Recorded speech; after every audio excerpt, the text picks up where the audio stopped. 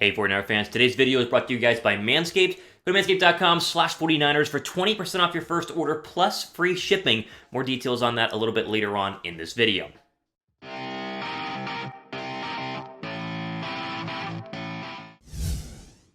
Alright, so it's a Monday here on the 49ers Report. The 49ers played 2 days ago on Saturday, winning against the Cardinals. It was fun, it was exciting, but honestly, it didn't really matter overall. I'd rather get into the news and rumors of the week. And we got some interesting stuff already brewing here, starting with, let's go with the Justin Fields one to start with. So, 49ers, of course, as we have said, eliminated from playoff contention, so the Cardinal game was not that big of a deal. The big question mark will remain between now and really the April draft, maybe even the start of the 2021 NFL season. What will the 49ers do at quarterback? We've talked extensively about either trading for somebody or signing somebody off the street, like a Dak Prescott, or keeping Jimmy Garoppolo. Talked a little bit about trading for up in the draft for a quarterback, but not a lot about going ahead and getting Justin Fields. Well, NBC Sports has put out an article and put out an interesting article by Donte Whitner, or he's going on Donte Whitner's comments, former safety, who says they should go ahead and trade up and be all in on Justin Fields. Let's break this down a little bit, because this is a scenario that's going to start to kind of grow as we get closer to the NFL draft. Who will want to trade up for a quarterback like Justin Fields or like Trey Lance or like Zach Wilson? If the Niners wanted to do it, it'll cost a lot to go ahead and pull off. Let's start with Donte Whitner's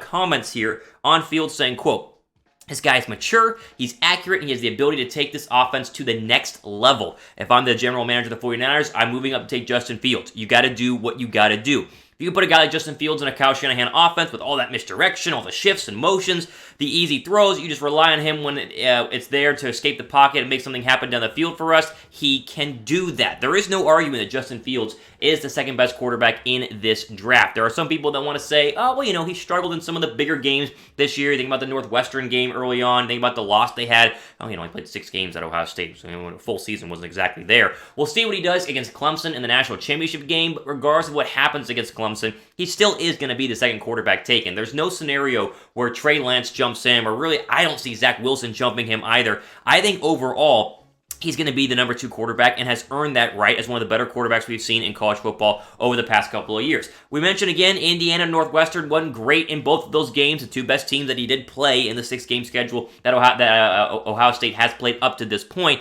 But if we go back overall to the career of Justin Fields, I think this is less of a Dwayne Haskins bust type scenario and more of a really good young mobile quarterback that we've seen really flourish well in the National Football League over the past couple of years. The question really is not if Justin Fields is good or not, is how much would it cost to go up and get Justin Fields. Right now, as you look at it, if we go back a couple of years, you can kind of gauge what the price would be to move up from, well, the Niners are at 12 right now, up to number 2 or number 3 based on where Justin Fields would go. The Jets did a similar trade to go up and get Sam Darnold, but it's a little bit different. Here, just look at the mock trade right here from 2018. So the Jets got number 3 overall. They moved up from 6, only 3 spots. Colts moved back 3 spots, but they gave up the 32nd overall pick, the 49th overall pick, and a 2019 second. So essentially, it cost them their first, which is you swap first, cost them 2 seconds and a third to move up 3 spots from 6 to 3. So the Niners wanted to go ahead and trade up for any of the quarterbacks in this draft, minus, of course, Trevor Lawrence, because he's for sure going to be the number 1 pick in the NFL draft. I mean, pen him in to being a Jacksonville Jaguar.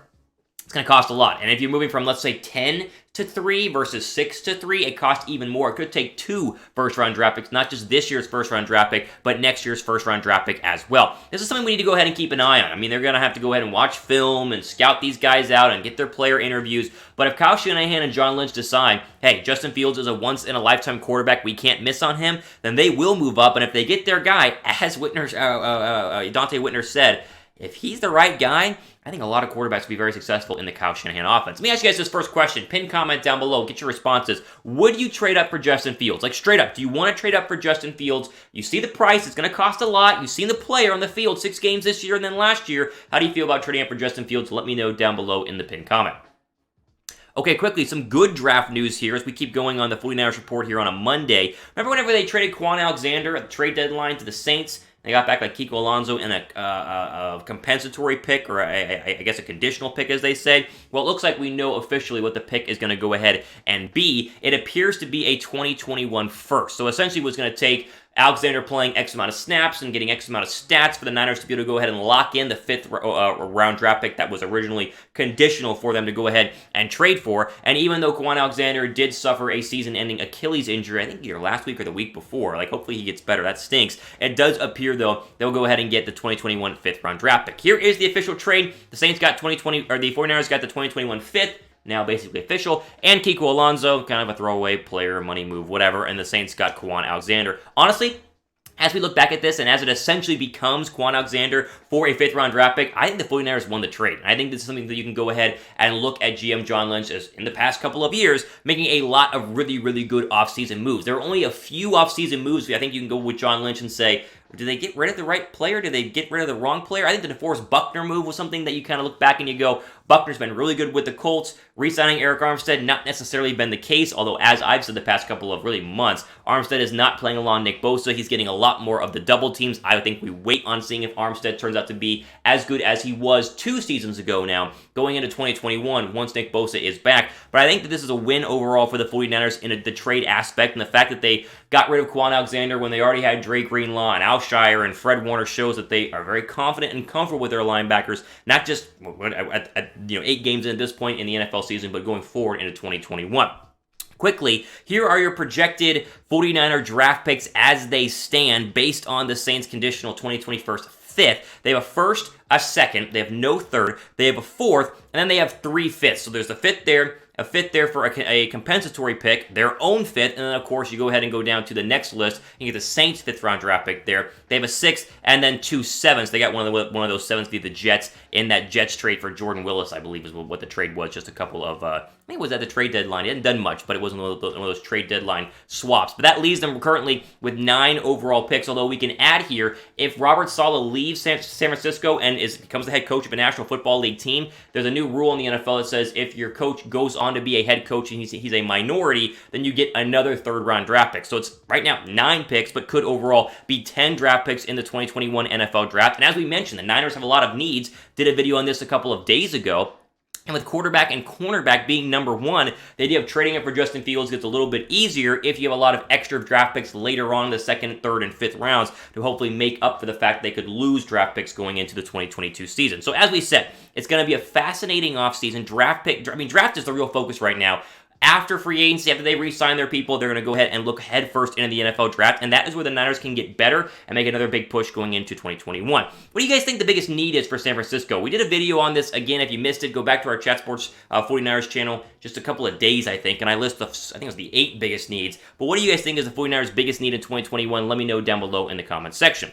Before we keep going, I want to give a big shout out to our sponsor of this video, Manscaped. Go to manscaped.com/49ers for 20% off your order plus free shipping. It's a great way to spend any of that extra holiday cash. You got some free money from Santa or Grandma, really. You want to go ahead and pick up the perfect package. One of my best overall, my favorite overall products they've sent us is the perfect package, because it comes with the carrying case, comes with the deodorant, comes with the Lawnmower 3.0, which I use really on a weekly basis overall. It's great for grooming. I mean, not just here, but everywhere on your body. It makes yourself look good, feel confident, and honestly look great going into 2021. Manscaped.com/49ers, 20% off plus free shipping. Go ahead and spend that Christmas money wisely on yourself. Treat yourself going into the new year. Okay, final look here on the 49ers report. We mentioned a lot of draft picks, very draft-focused 49er report today. We do know where the Niners are going to be kind of in the 1st round. So as you're sitting here, you're going into week 17, you're saying, Thomas, the Niners, nothing to play for. Who cares what happens again in the Seattle Seahawks game? Like, let's look forward to 2021.